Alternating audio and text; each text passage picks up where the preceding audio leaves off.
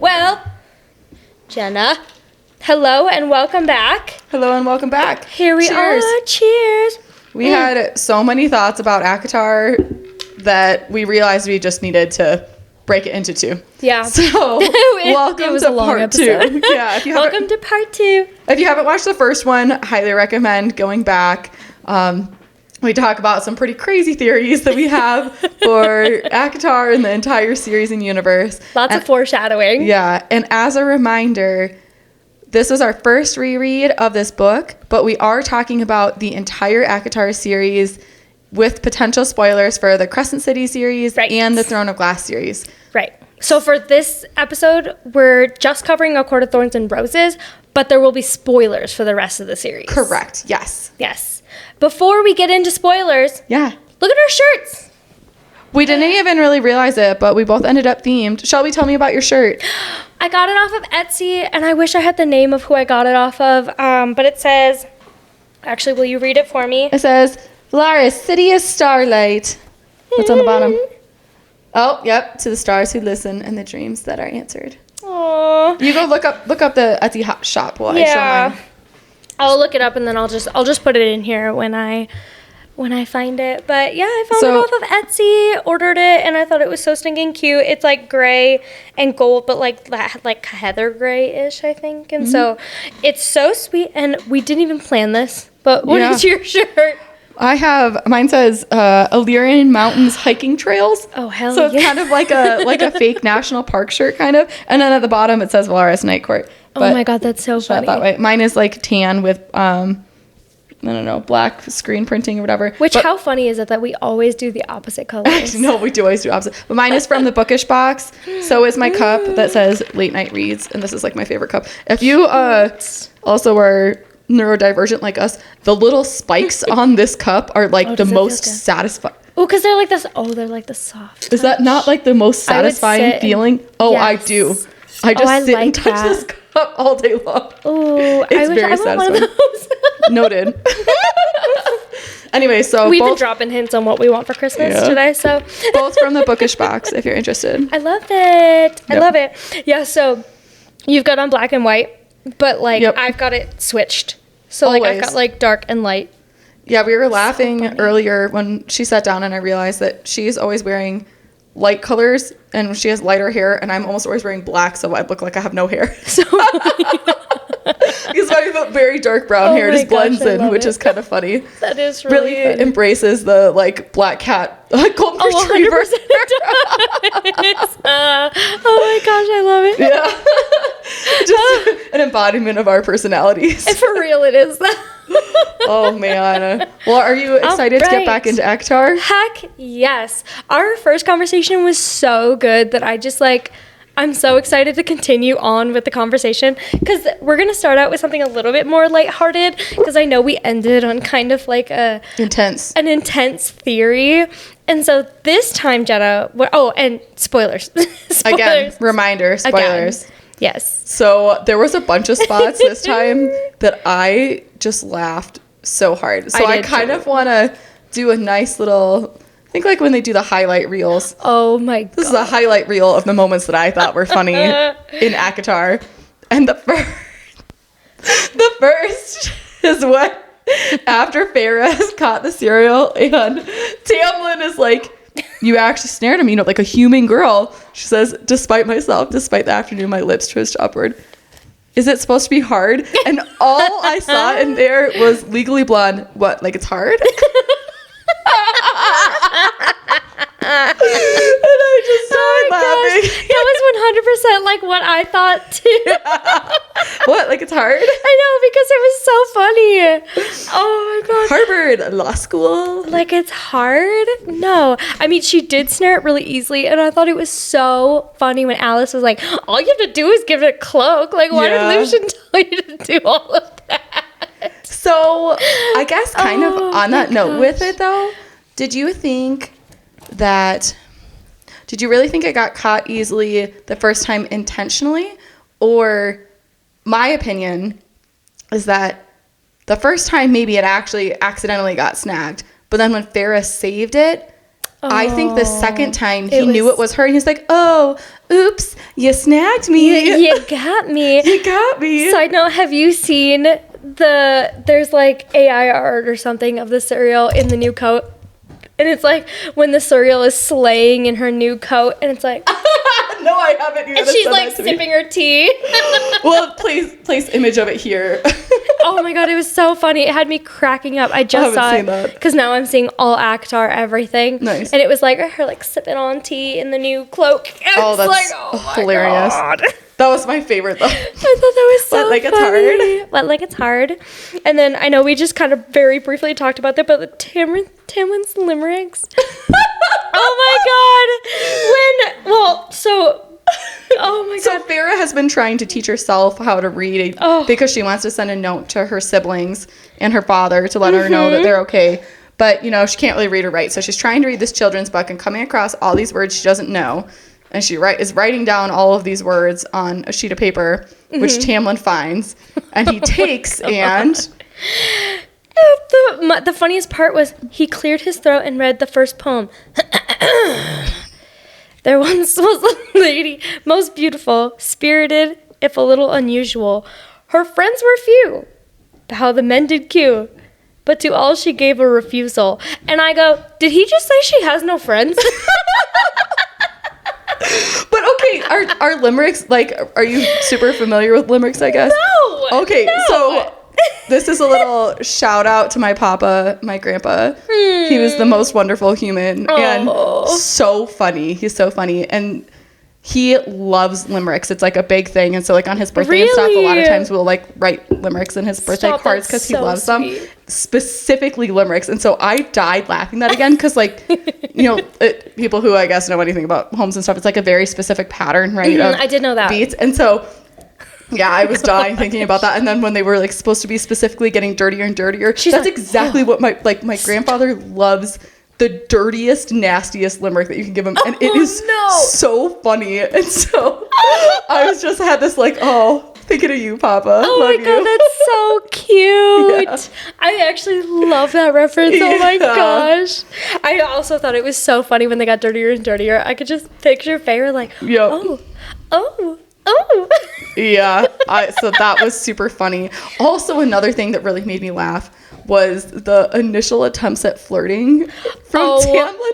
Oh my god, that was your hair so looks funny. Better, I know. Well, and then my most favorite part here. One second. I have to find what Lucien says because it was so funny. Yeah.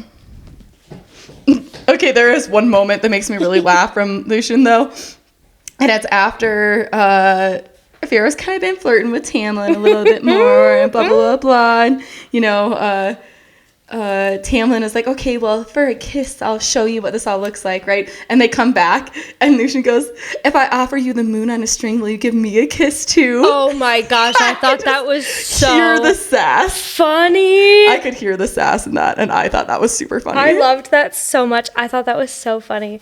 Yep. There was a point where I can't find exactly what Lucien says, but he says something to Tamlin along the lines of, man, you really do it great with the ladies, huh? It's been a few decades, huh? Yes, he does make a comment about it being a few decades. So funny. He was like, you're out of practice, dude.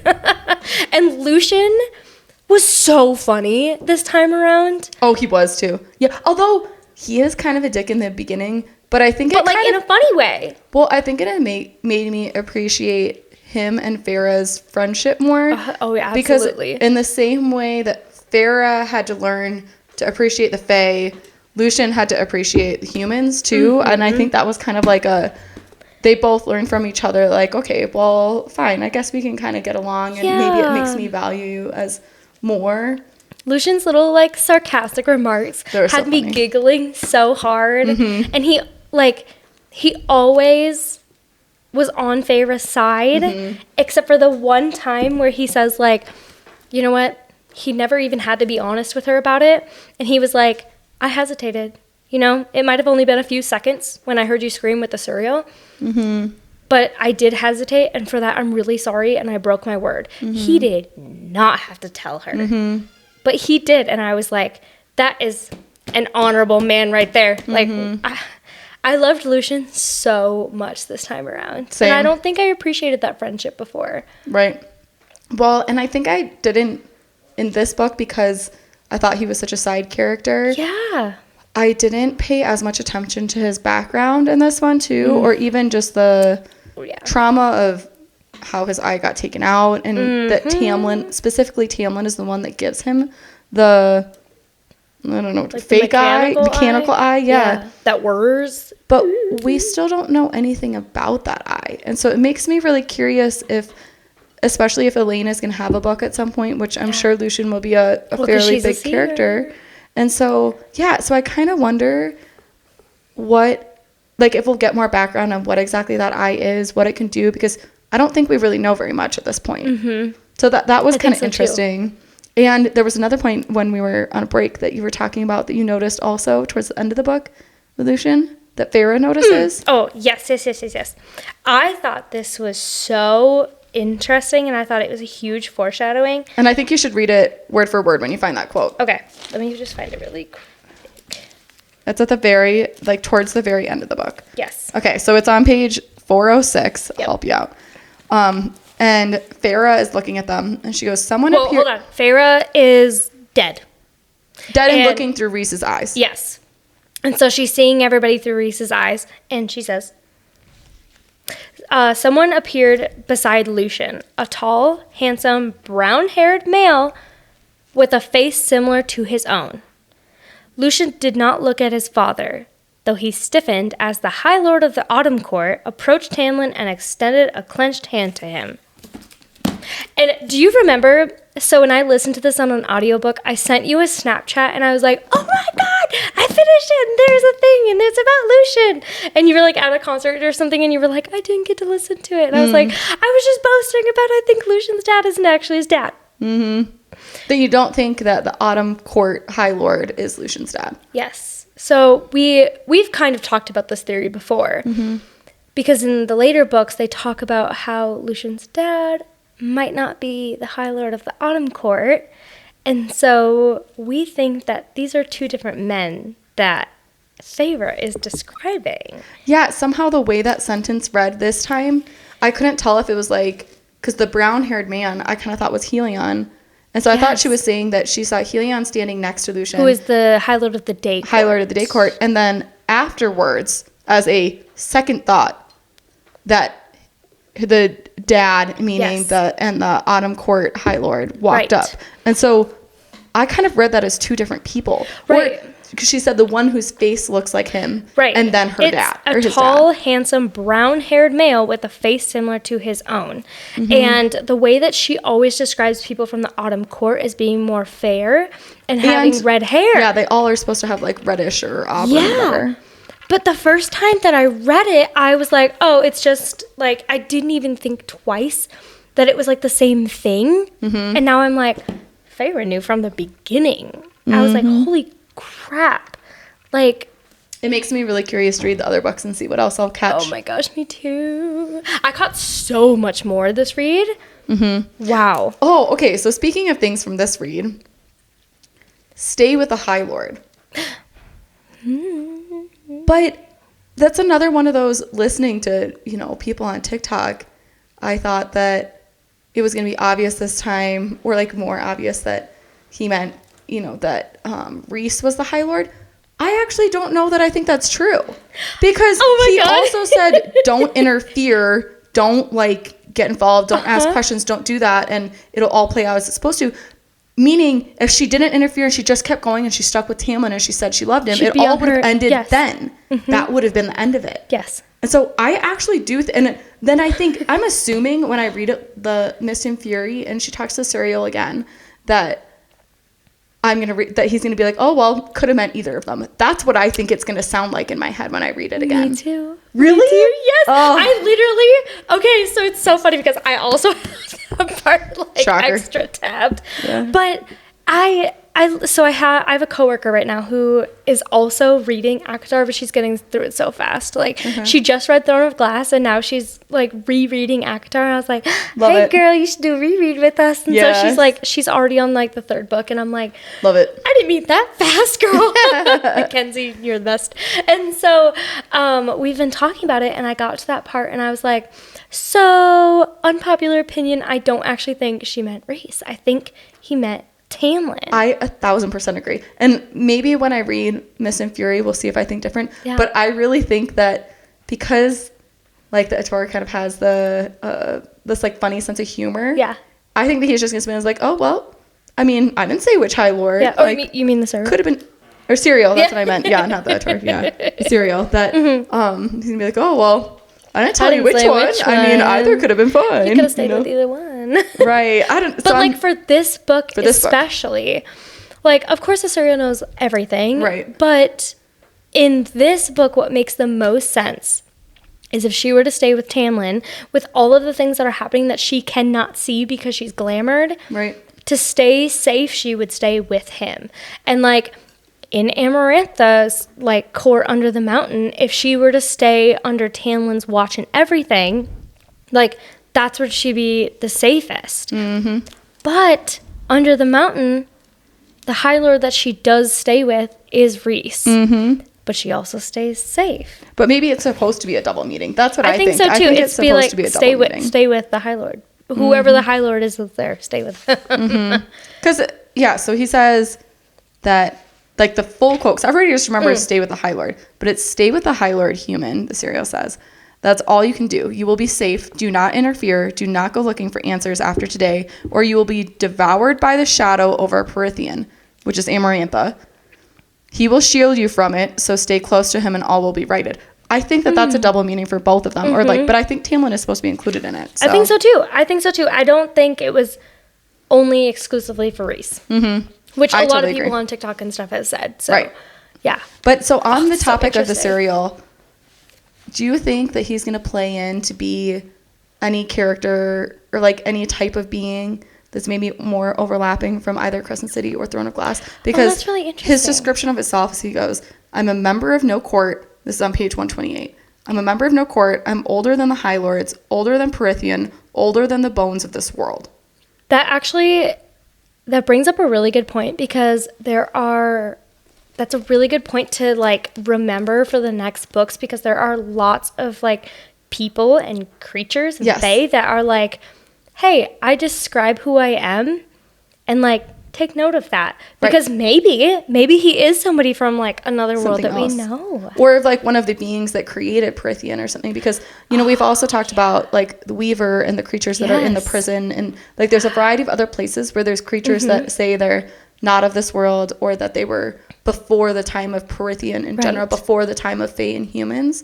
And so it just was something that like made me take note that the Suriel is clearly from before the time of fae and humans also. Which, okay, so going on that note, I thought it was really interesting when I think she was either Feyre was talking to either the mercenary or, let's see, maybe she was talking to Alice and getting some, like, information. Yes.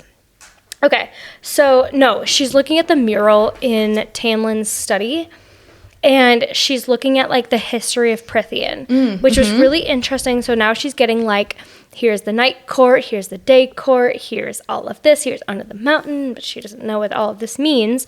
And one of a very interesting thing that she says is there is no mention of humans, no sign of us here.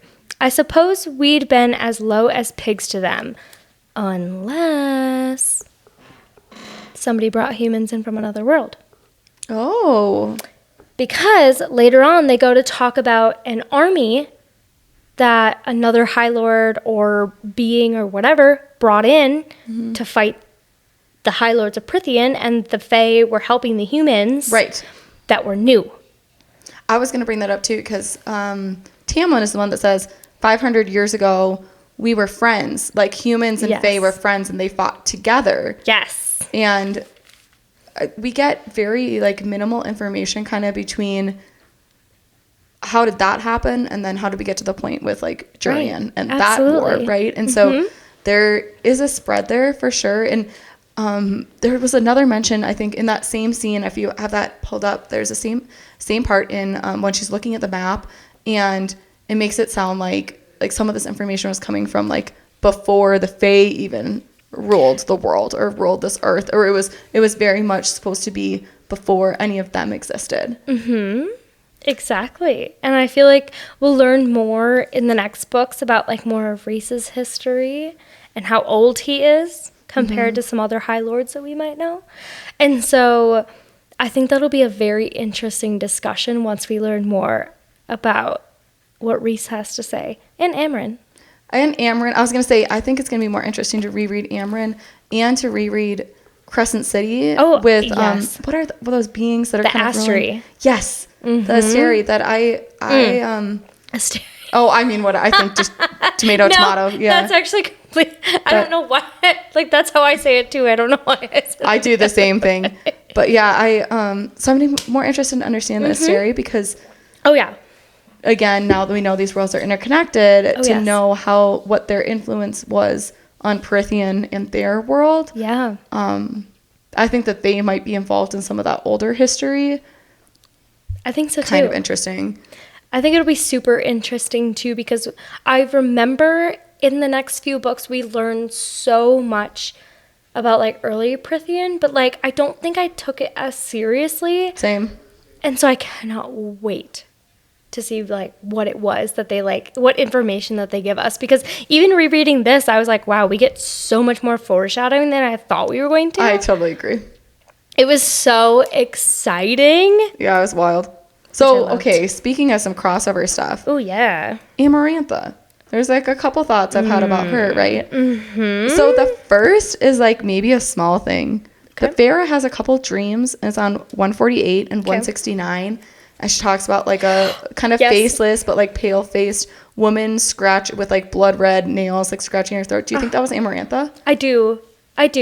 But so at this point, I remember Feyre's like glamored for everything. Yeah. And I feel like she's like getting glimpses, which actually might lead into your theory that maybe she's something more already. Yes. That's what I'm saying. Like I think before she even turns into High Fae, she's like already knowing some of like the there's history something and everything. weird because she has another moment actually where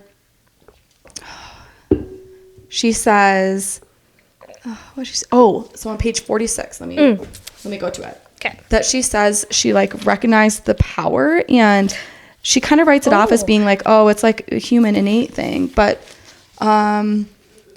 she goes, magic. That's what the tang had been. What kept my limbs from tucked in tight, preventing me from going for my knife. I recognized the power deep in my bones from some collective mortal memory and terror. But when I read that too, I was like, is it some collective? Is it what do you mean? Like, you've never felt magic before. How would you immediately know that that's what that is? Unless you have some thing else going on. I thought it was so interesting because I was like, oh yeah, like the smell of magic. Of course you would know that. But then like upon further thinking, why would you know that?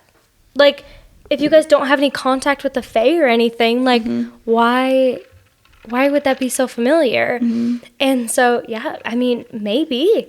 So the combination of that and her dreams, which are almost then like not quite seer dreams, but it is foreshadowing, right? Like she is going to meet Amarantha, who she's never met. She doesn't know what she looks like. Not at all. But that is the adversary. Yeah. That she's the unknown adversary at that point. 100%. And she's already dreaming about this woman killing her. Yeah. Which she does. Yes. So I thought that was really interesting. But I thought that was super interesting. Another thing that I kind of didn't really remember quite as much from this round is there's a lot of mentions of Amarantha's powers being locked up or her not having access to all of her powers. Was it her not having access to all of her powers, or was it her not having access to all of the High Lord's powers? All of her own. So what? Okay, tell me. Let me get to the pages. I definitely did not catch that part. So, or that she keeps. So, this is when Alice and Feyre are talking, but when kind of Alice is giving up a lot of information. But like before she goes under the mountain. Correct. Okay. And so Alice is saying, She tricked the High Lords. She keeps their powers locked up in herself as if she can't use them or can access very little of them, at least. She has her own deadly powers, yes. But then there's another point later. 382. Hold on. So on 382, she talks. There's something again mentioned. This is like well under the mountain that it came up, and I like really took note of it then.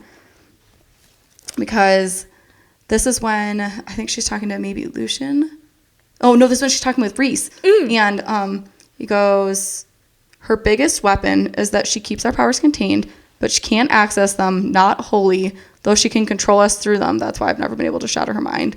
Why she's not dead already. So there was like another moment too, though, that sounded like there was something, but Hold up. Why Wait, couldn't she access them? Why couldn't Rhys, who we think might be... Spoiler for our last episode. Who we think might be a prince of hell, he even can't shatter her mind. Right.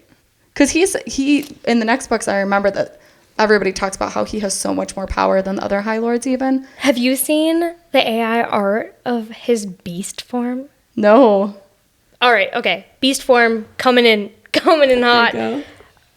Terrifying. The thing of nightmares is how Feyre describes it, but also like did not think that was his beast form, and holy fucking well, because we only shit. see him half shifted for most of the time, so we really with just the see bat the wings and the everything. talons. Do you have your phone out?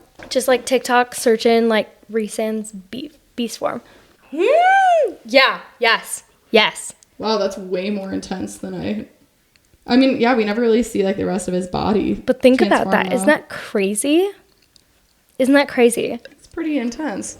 And so if even somebody who can transform like that cannot shatter Amarantha's mind, and he is like subdued to her, and like that is just so crazy to me. Well, and so the first time I read it, I saw it as, Rhys is always used some of his power to protect Valaris.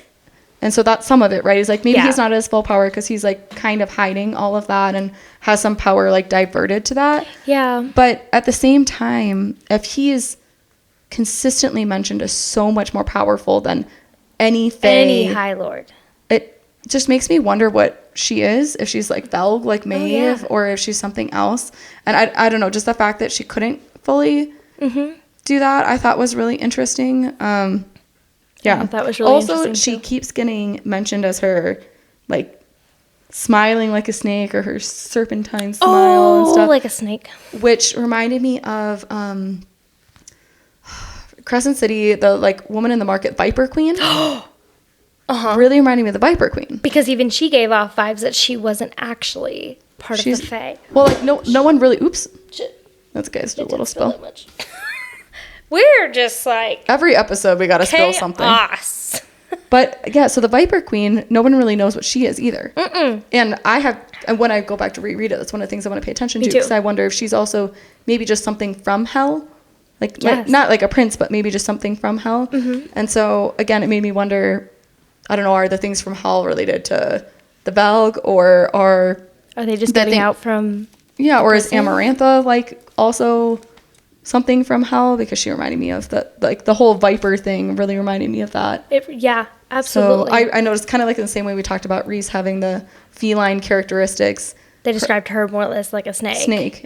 Yeah. That's so And some of it could just be imagery, but I think SJM is just so intentional about that verbiage that I can't imagine that it's casually tossed out, considering it happens 3 or 4 times. Exactly. Like if it was like a one-off, maybe you wouldn't think about it, but it's like multiple times. So that's so interesting. And granted, Amarantha's dead, so how much does it matter? I don't know. But like good to know though. Like, are there other creatures in this world that we like didn't know about? And that's mostly what I take from it. Is then it makes me feel more like Throne of Glass or Crescent City, where maybe there's more beings and we just weren't really even aware that they were other beings. Oh my gosh, that's so crazy. Have you seen, well, okay, actually maybe I should just save this for I'll save it for a different episode. This is something about the King of Highburn, but we haven't really met him yet, so I'm going to wait. Let's do that next episode. That's so funny. Yep. One of the things from this episode that I thought was like absolutely crazy, and I don't know why it's placed here, is when they're trying to cheer Feyre up, and so they bring her to the Lake of Starlight. Mm-hmm. And I'm like, oh, that's so interesting. That's so fun in the beginning. And like, she has an amazing time and she loves it. Why is there a pond of starlight in the spring court? Yes. Why? This does not make sense. Like, why starlight? To me. Yes. And why there? I totally agree. Because we know that, like, from the future books, and like, we'll get into this more later, but like, Feyre and Starlight is a huge link with like the Night Court and everything. And so it's like, why? This doesn't make any sense. It was really interesting. I thought the same thing, that I totally forgot about that pool in general. I did too. Yeah. Yeah. I don't know. And he goes, it is Starlight. And even the comment then about like swallowing Starlight.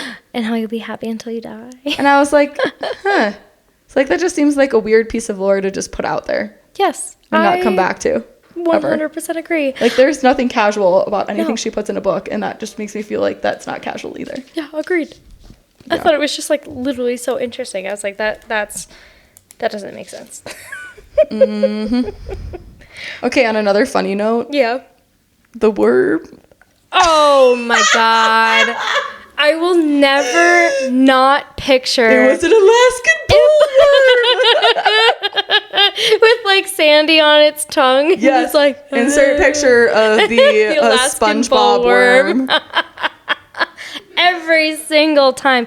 And I thought that it made it funnier this time around. Yes. Well, because I also thought that maybe, since I know that's not how it's supposed to be imagined, that seeing it again, I would, because, later people tried to describe that it was a worm like WYRM. But that's not how it's spelled. It's not how it's spelled here. So I thought it is literally spelled worm. And she even says pinkish brown. Which just reinforced that it really... Alaskan bullworm. That really reinforced that looked like a worm and not like a wyvern with no legs or wings. So funny. I was giggling so hard. But yeah. it sounded like so was Amarantha. She thought it was really funny. Yeah. She was like, here you go. Have fun. Yeah. But how brave and how intelligent Feyre is to just like use her senses. And I loved when Rhysand came in and he was like, wow, intelligent girl. She just covered herself in shit, and now she's invisible. Yeah. Oh, so I actually had that tabbed for a different reason. So, what? 324. Okay. I just want to read it exactly because I felt like it was like a very small hint of like our first hint that Rhys is different than the rest. Love it. So it goes that, and she's rubbing the mud on herself, and she's in the middle of this, the shit on herself, and she's, disguising it, and what's it doing? The green-faced fairy whined again. A deep, elegant voice replied this time, she's building a trap. And I thought that was interesting too, because during her trials, there are a variety of comments we hear from the other fae or fairies or whatever. Yeah. And they all use it. Yes. And Rhys uses she, always. Mm-hmm. He always makes sure that like people know that she's like an actual being. She is like one of them. I mean, I wouldn't go that far, right? Because he also treats her like a pet with the dancing scene stuff. And we know why, and we understand there's reasons that he's like kind of protecting her and whatever. But because she kind of starts to look forward to it. Kind of, but just as an escape. But that was just one of those moments where it's like he is putting on a face this whole time to look harsher than he really is. Mm-hmm. And then here he's but like, that's one of those moments that it a woman sticks you're talking out. About. And I'm sure that it's not supposed to be read in the way that I just said it, right? But the fact that it comes out casually as she instead of it tells you that he corrects them. And even if it's not correct, it's just that he is seeing her as a person. Yeah. He's not seeing her as an it. I thought that was really nice. I loved that. Yeah. Oh, I also have that tab, but I have that tabbed as Rhysand. Because I love it. And how he was the only one to actually bet on her. Yes. I know, because originally she's like, oh, it must have been Lucien or... Oh my god. Your husband cracks me up. Oh man. So what were we saying? We were talking about like her trials and how Rhys had bet on her. Oh yes, because originally when what Amarantha says that only one person bet on you or whatever to win, and she assumes she says that she assumes it's Lucien or Tamlin in her mind, and she goes, oh, like I need to think Lucien for that. And then when Rhys comes back later, I was like, oh, you won me a lot of money. Yeah. Which, after that point when Amarantha goes, oh, like, one person bet on you, she goes, Rhysand, come here. Mm-hmm. And so I was like, oh, shit. Because if you think about it, he probably, like, got beat for it. He got in trouble for it. Yeah. And I was like, that was so sad. He just has to be such a good actor during this whole book. Yeah, he really does.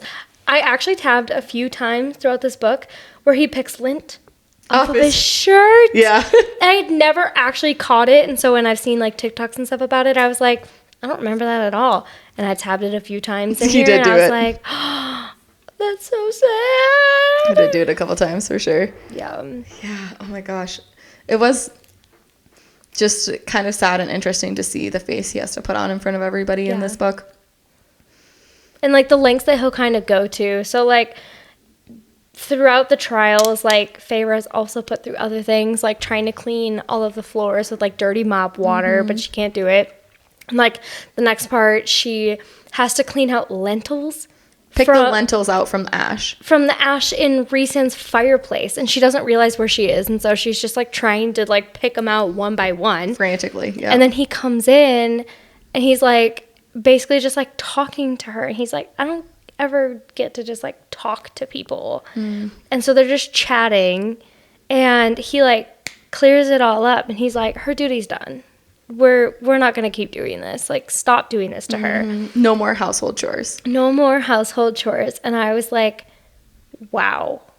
Like, that's huge to, like, one, talk to the staff like that who, like, might report it to Amarantha, but also, like, such a huge kindness to her when it's, like, she's already talking about just, like, how fatigued and exhausted she is. I was like, wow. Well, and we've, like, barely even talked about after the second task when he literally does save her, right? So she feels the burn. The second task is the one where she's supposed to have to read the riddle, and Lucien also has like the hot grate coming down. Oh, that was so intense. Yeah, that was not intense for me the first time, and I was like, yeah, that was so intense for me. And so she like reaches for 2, and her hand hurts, and she pulls back. Reaches for 1, hurts, and she pulls her hands back. Reaches for 3, and it doesn't hurt, and then she sees, star-flecked eyes or whatever. And she so looks up and he's like right between the grates or something. And so he like saves her, but her like being on the verge of falling apart before then, and like as she, my damn throat always makes that weird frog noise. But as like after she's finished and like the floor is coming back, it just Jesus. Weird sounds.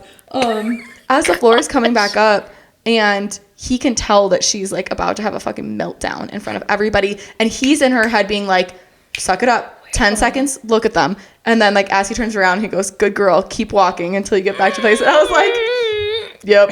Hold up, I have that all tabbed because he 100% held her together. Yes, you have like the exact same lines underlined as I did too. It's like, don't let her see you cry, put your hands at your sides and stand up.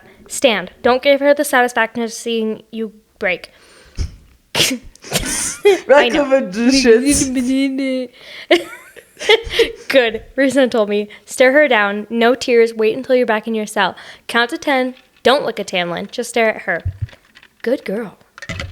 Now walk away, turn on your heel. Good. Walk toward the door, keep your chin high, let the crowd part, one step after another. The good girl had me dying. Yep. It hit me more this time. I double underlined it, and I was like...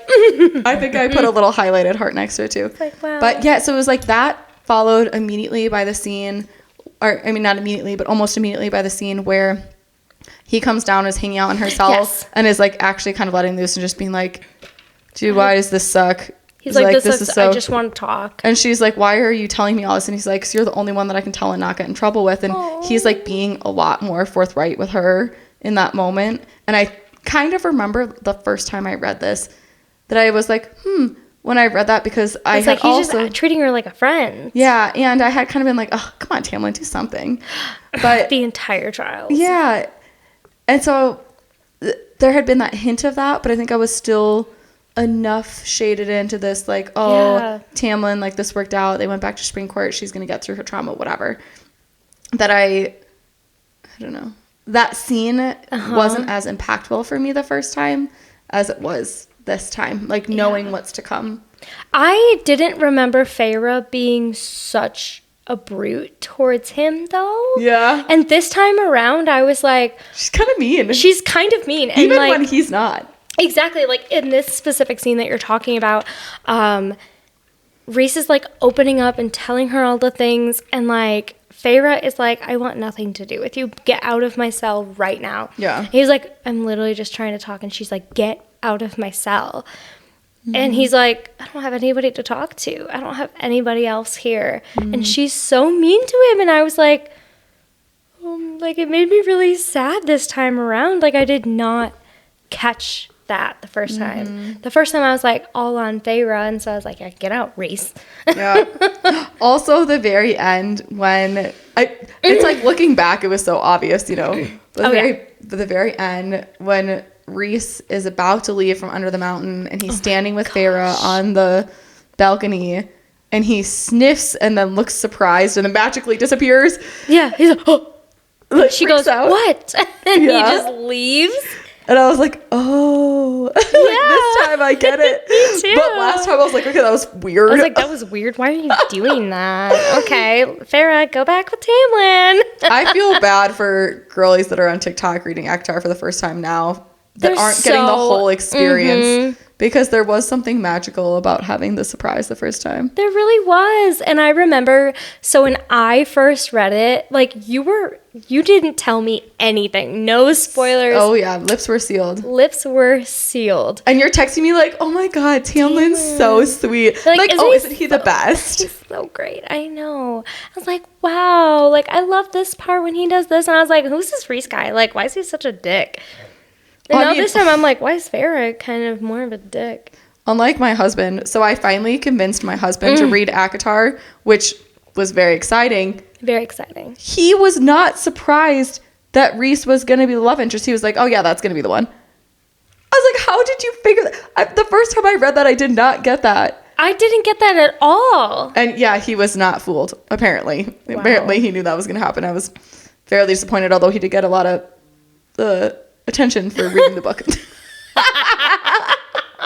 It was a fair trade in my mind. When I walked up today, he goes, oh, you guys are doing ACOTAR, right? And I was like, yeah. And he goes, and I'm like, you're in on that world. And he goes, yeah. And it was so cute. He was just like so excited. Yeah, maybe we'll have to get his thoughts for 2 seconds at some point here. I know. That would actually be so fun to have him on here. Yeah. Overcommitted. Oh my God, that's so He only got like 40 pages into Mist and Fury. Oh, he actually did start Mist and Fury? No way. But just barely. That's so crazy. He got really uncomfortable with the sex scenes. Yeah. It was like, well, this is like people call ACOTAR fairy porn, but honestly, it's fairly mild when you compare it to a lot of other fantasy romance or erotica that has also been on my shelf. I don't actually think that it's that like graphic, descriptive. Yeah, I don't think it's that raunchy. No, yeah. I don't. After reading some other things, I don't actually think that ACOTAR is like a bad. No, it's not that graphic. Not at all. No, I don't think so. Well, I mean, I guess until maybe you get to Silver Flames. Yeah, until Silver Flames. But that's because there's after the bridging novel, it's supposed to go from like YA to adult, though. I thought. Yeah, and after reading this again, I really appreciated how Feyre was not like some naive girl who had like never had sex before. Like she was like of her own intention, and she was like, I'm gonna do this if I want to. Like I have my own feelings. Like I am my own person instead of like taking societal norms and whatever. And so I really liked that. I also loved how she had told Nesta, do not marry that man. Yes. And Nesta was like, you're right, I'm not gonna marry that man. Yep.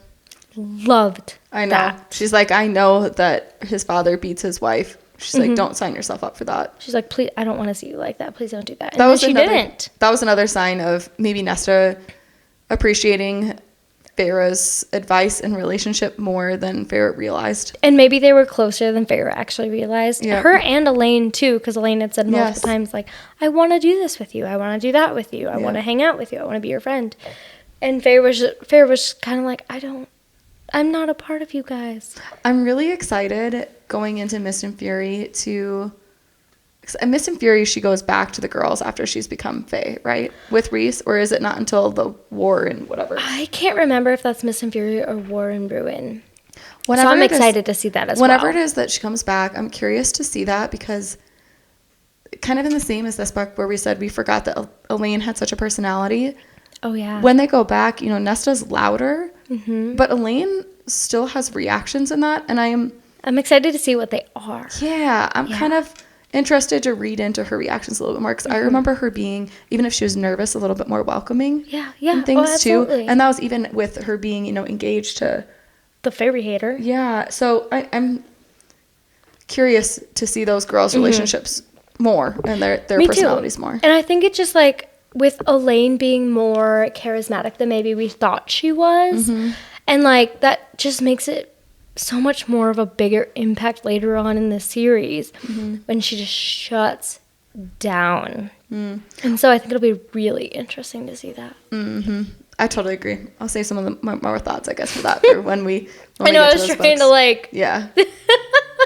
I'm so excited, though. I couldn't believe how much I liked this and how much I, like, still caught from it on a reread. Because, like we were kind of saying in the beginning, like, neither of us have reread a book. And so being able to reread my favorite series again and just being so nostalgic, I caught so much more from this book than I caught the first time. So...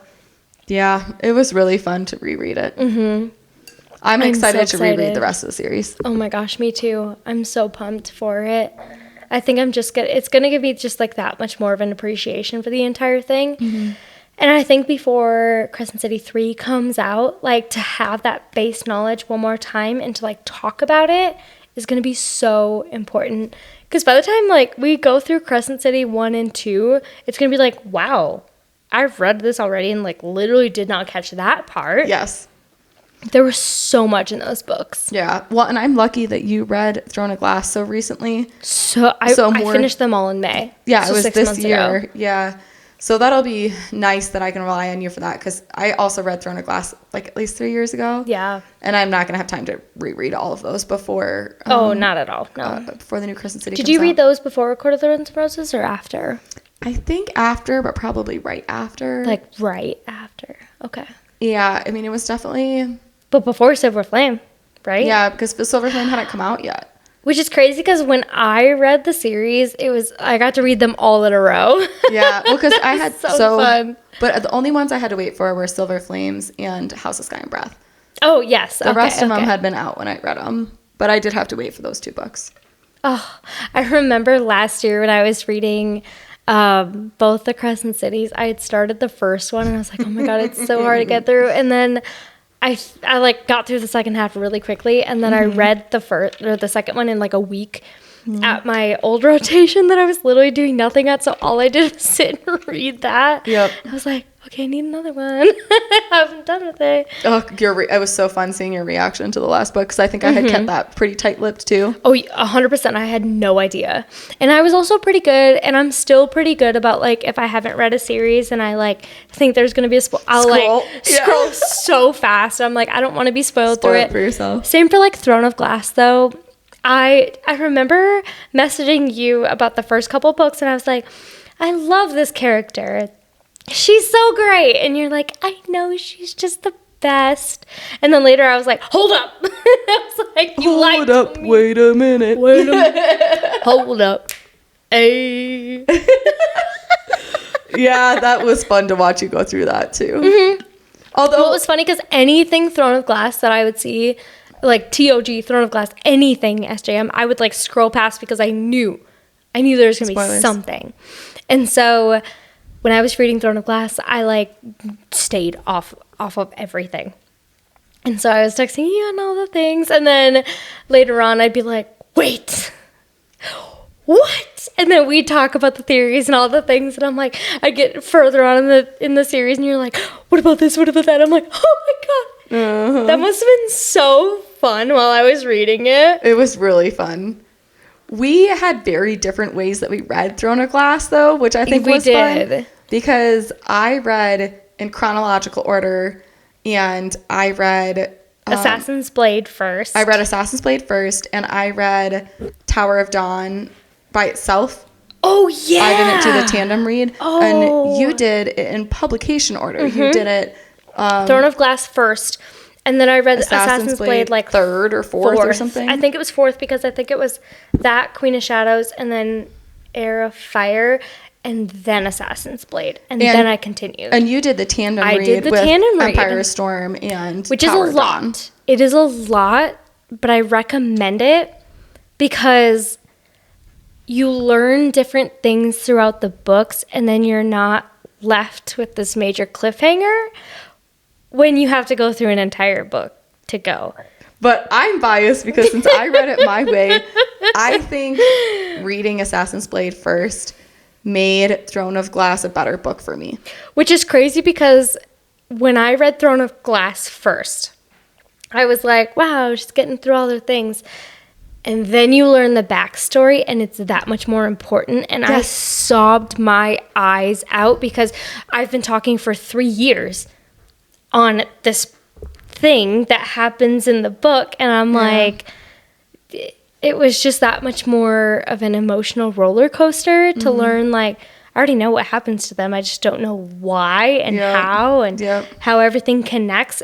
But you have to read it before the fourth book because so much happens in that. And it's crazy because, like, you can read the series 2 or 3 times and still not catch everything that's happening because there is so much that's happening with the main character going around and doing all of these things that's important, and it's just and incredible. I think that's why I kind of appreciate that I didn't do the tandem read, even though I told you to do it for Empire Storm and Tower of Dawn, because having your attention fully focused on just one part of the world, I think it was easier to get through each book because you start to become invested in it. But unpopular opinion, I really liked Tower of Dawn. I thought it was a really good book. Oh, I liked the book. I just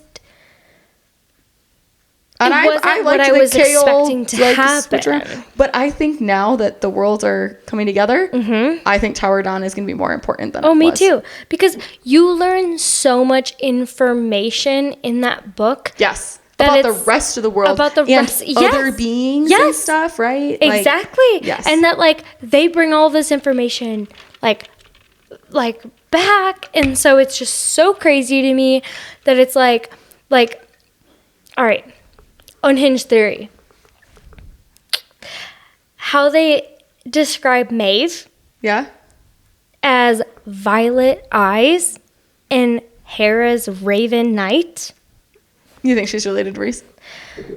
I would not be surprised. So, like, all right. Not like we already haven't been talking about Throne of Glass spoilers, but, like, Maeve, I think, was more than just a Valg. But, like, do we think Rhys is also a Valg, or is he a Prince of Hell? Or is he both, or are they the same thing? Yeah, I have no idea. That's a really good question. Because I feel like I definitely believe the half Illyrian or whatever. Isn't that what he's supposed to be? It's like half Illyrian. So I get that. And it's the other half, I'm not really sure what is going on. I know, same. Cannot wait to meet our other Illyrian man. Rune Dannon. Prince of the Valbar Bay.